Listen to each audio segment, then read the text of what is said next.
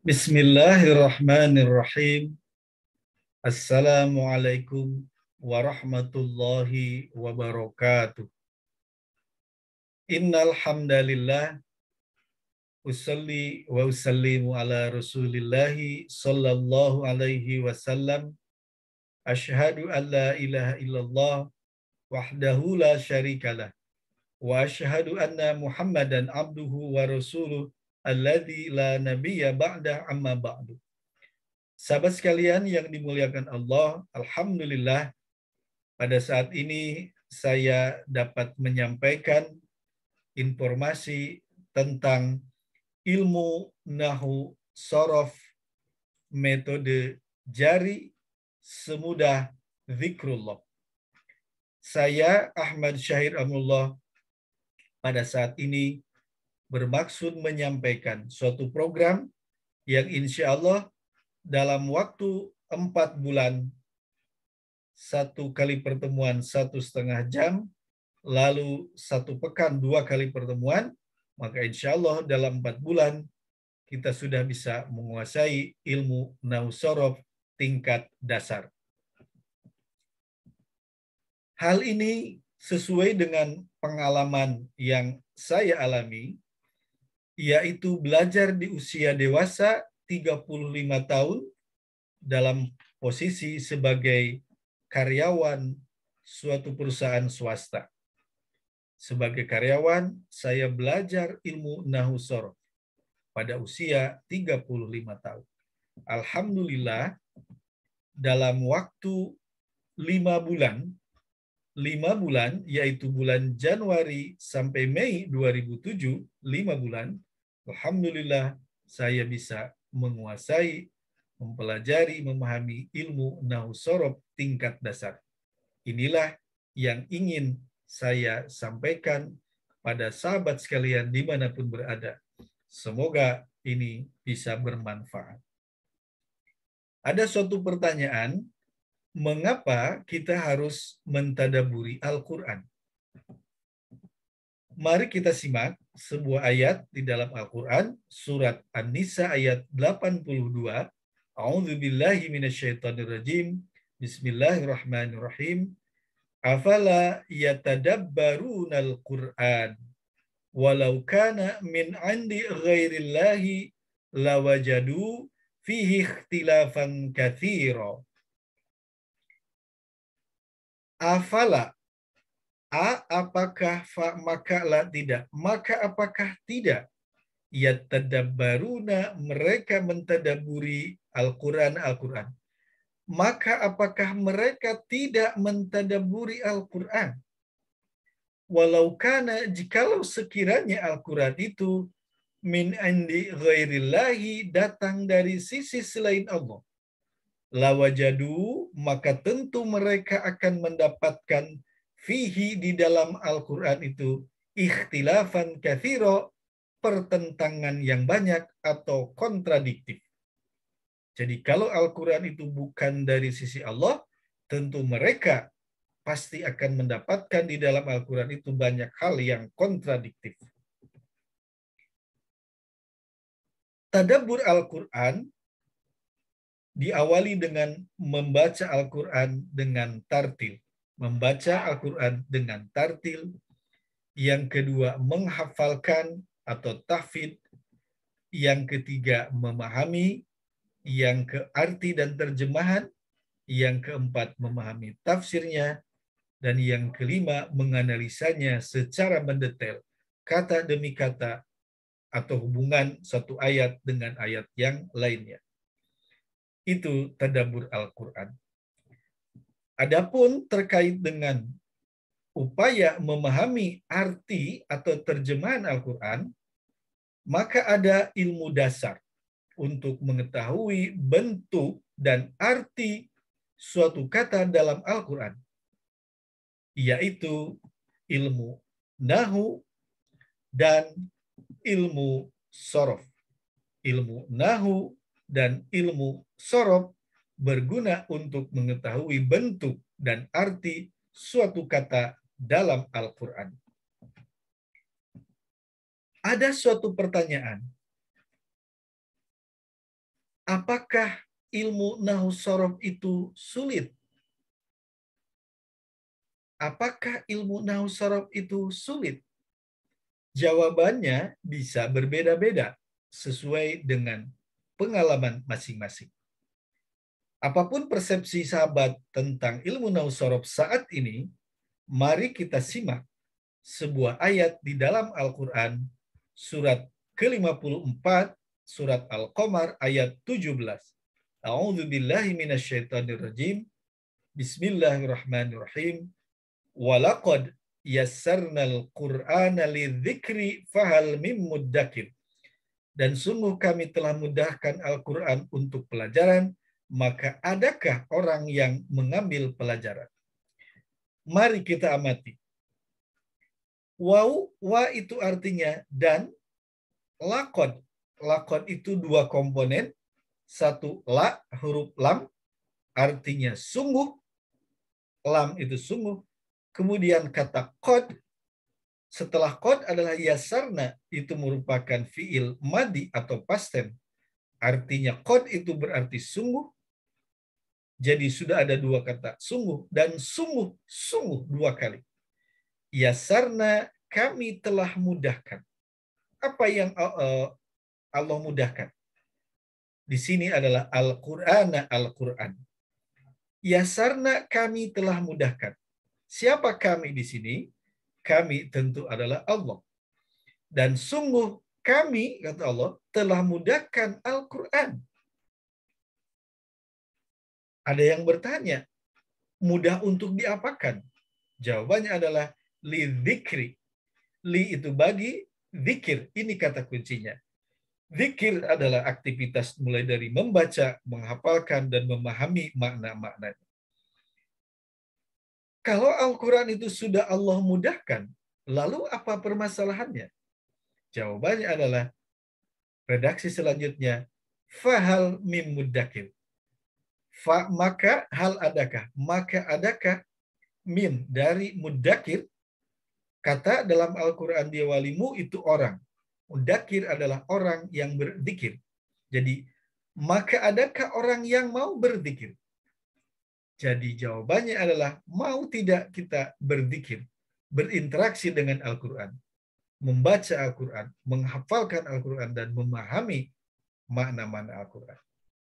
Mau atau tidak? Satu ayat ini saja, karena Al-Quran adalah kalamullah, firman Allah, maka tentu ini sudah memberikan motivasi bagi kita bahwa Al-Quran itu mudah. Namun ternyata tidak hanya sampai di sini. Pada surat Al-Qamar, selain ayat 17, Allah mengulanginya lagi pada ayat 22. Sudah dua ayat. Belum cukup, tambah lagi ayat 32, berarti 3 ayat. Belum cukup, tambah lagi 1. Jadi di ayat 40, jadi 17, 22, 32, dan 40, berarti ada 4 ayat dengan redaksi yang 100% sama. Ada 4 ayat yang 100% sama. Maknanya apa? Tentu ini motivasi dari Allah bagi kita bahwa Al-Quran itu benar-benar mudah untuk dibaca, dihafalkan, dan difahami makna-maknanya.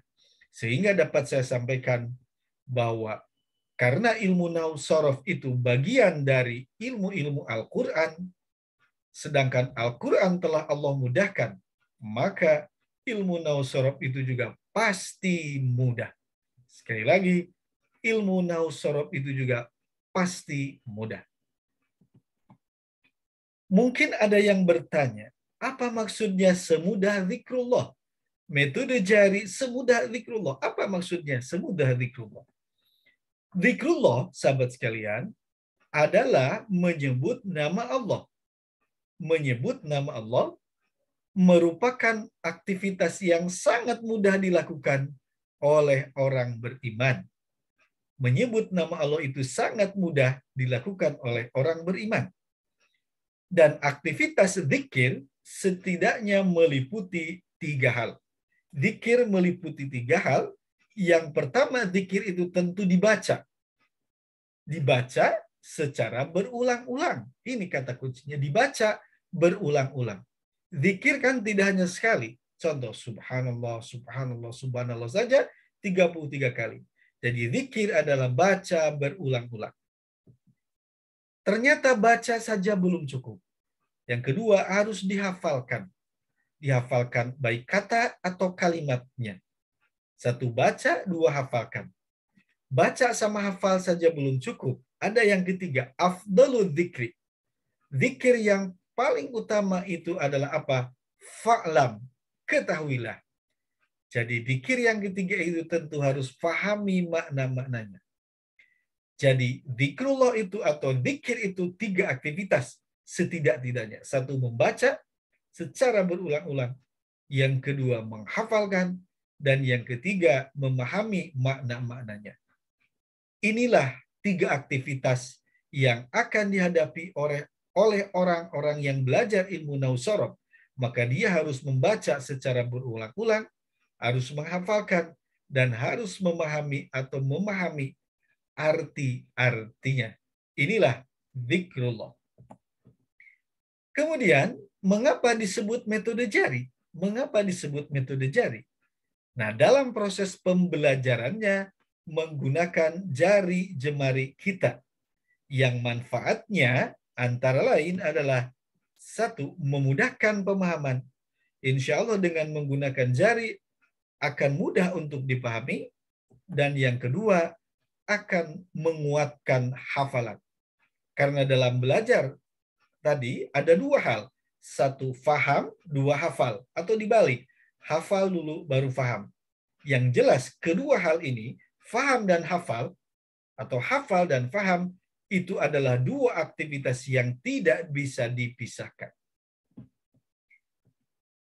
Lalu apa yang disebut ilmu nahwu? Secara singkat, ilmu nahwu itu adalah ilmu yang mempelajari tentang susunan kalimat. Tentang susunan kalimat. Yaitu untuk menentukan subjek, predikat, objek, dan keterangan pada suatu kalimat. Jadi ilmu nahwu nanti adalah untuk menentukan subjek, predikat, objek, dan keterangan. Yang pertama. Yang kedua, ilmu nahwu adalah tentang cara membaca huruf akhir dari suatu kata. Cara membaca huruf akhir dari suatu kata, apakah dibaca U, A, I, atau sukun. Inilah secara singkat ilmu nahwu. Lalu apa itu ilmu shorof? Ilmu shorof adalah ilmu yang menghasilkan beberapa kata. Ilmu yang menghasilkan beberapa kata, termasuk di dalamnya ilmu shorof itu mempelajari perubahan-perubahan kata. Mengapa? Karena di dalam bahasa Arab, satu kata itu bisa berubah bentuk. Dan setiap bentuk itu memiliki arti yang berbeda. Kemudian ilmu shorof itu adalah ilmu yang mempelajari cara membaca huruf awal sampai huruf kedua terakhir dari suatu kata. Ilmu shorof itu mempelajari huruf awal sampai huruf kedua terakhir suatu kata, karena huruf terakhir bagian dari ilmu nahwu. Ada suatu ungkapan yang populer, yaitu as-sarfu ummul ulumi wa nahwu abuha. Ini ada di dalam textbook ilmu shorof, yaitu Kailani. As-sarfu, ilmu shorof itu adalah ummul ulumi, induknya ilmu. Jadi ilmu shorof itu induknya ilmu. Maksudnya apa induk? Induk itu seperti ibu. Maka ibu akan melahirkan beberapa anak. Ilmu shorof juga nanti akan melahirkan beberapa kata. Wan nahwu, sedangkan ilmu nahwu, abuha adalah bapaknya. Jadi ilmu nahwu itu adalah bapaknya. Kegunaan dari ilmu nahwu shorof dapat kita lihat dari ilustrasi berikut. Ada suatu kata, contoh adalah kata alhamdu. Alhamdu ujungnya dibaca du, alhamdu. Kemudian ada alhamda dibaca da ujungnya, dan ada alhamdi dibaca di. Nah, ini cara membacanya ham, tetap ham. Nah, cara membaca ham ini, huruf pertama sampai huruf kedua terakhir, itu adalah ilmu sorof. Sedangkan cara membaca huruf terakhir, apakah dibaca du, apakah dibaca da, atau dibaca di, itu adalah wilayah ilmu nahu. Jadi suatu kata dalam bahasa Arab perlu dua ilmu sekaligus. Ilmu sorof dan ilmu nahu. Ilmu sorof dan ilmu nahu. Sehingga kedua ilmu ini tidak bisa dipisahkan. Karena satu kata dalam bahasa Arab memerlukan dua ilmu sekaligus. Bagaimana cara mencapainya? Tentu satu diawali dengan niat yang ikhlas semata mengharap ridho Allah. Yang kedua, fahami kaidah-kaidahnya. Dan yang ketiga, hafalkan. Lalu rajinlah berlatih. Dan berikutnya tentu berdoalah kepada Allah agar Allah memberikan kemudahan kepada kita. Al-Quran ada 114 surat. Ternyata komponen penyusunnya hanya terdiri dari satu isim kata benda, dua fiil kata kerja, dan yang ketiga harf kata tugas. Jadi Al-Quran yang 114 surat ini hanya terdiri dari 3 hal saja. Isim kata benda, fiil kata kerja, dan harf kata tugas. 3 hal inilah yang akan dipelajari di dalam ilmu sorof dan ilmu nahu. Contoh, surat Al-Mu'minun ayat 1, surat ke-23 ayat 1. A'udzubillahi minasyaitonirrajim. Qad aflahal mu'minun.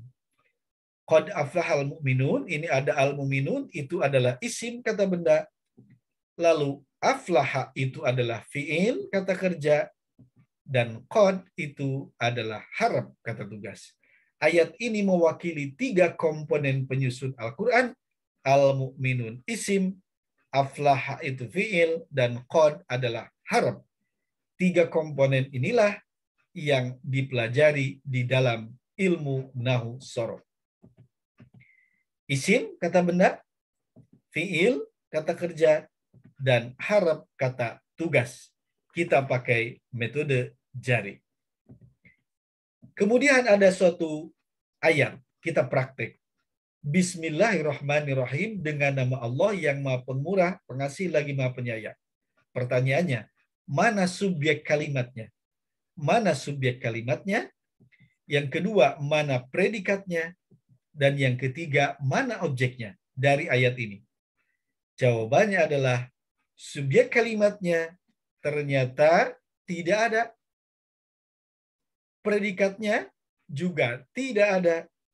Objek kalimatnya juga tidak ada. Insya Allah di dalam ilmu nahu sorof metode jari akan cepat kita mengetahui mana subjek, mana predikat, mana objek. Lalu kalau ternyata Bismillahirrahmanirrahim ini tidak ada subjek, predikat, dan objek, lalu bagaimana implikasinya? Implikasinya adalah kitalah yang harus mengisi subjek, predikat, dan objeknya. Maksudnya apa? Apapun aktivitas kita, keseharian kita, apapun aktivitasnya, maka awali dengan membaca basmalah, dengan membaca Bismillahirrahmanirrahim. Mau belajar? Bismillahirrahmanirrahim. Saya belajar Al-Quran. Saya belajar Al-Quran. Subjek, predikat, objek. Bismillahirrahmanirrahim. Baca dengan bismillah. Ketika kita berangkat dari rumah menuju tempat aktivitas, mau ke kantor, ke pasar, ke toko, awali dengan Bismillahirrahmanirrahim. Bismillahirrahmanirrahim. Bismillahirrahmanirrahim. Jadi subjek, predikat, objeknya itu kita yang mengisinya. Awali setiap aktivitas dengan membaca Bismillahirrahmanirrahim. Inilah aplikasi dari nanti kita belajar ilmu nahu dan sorof.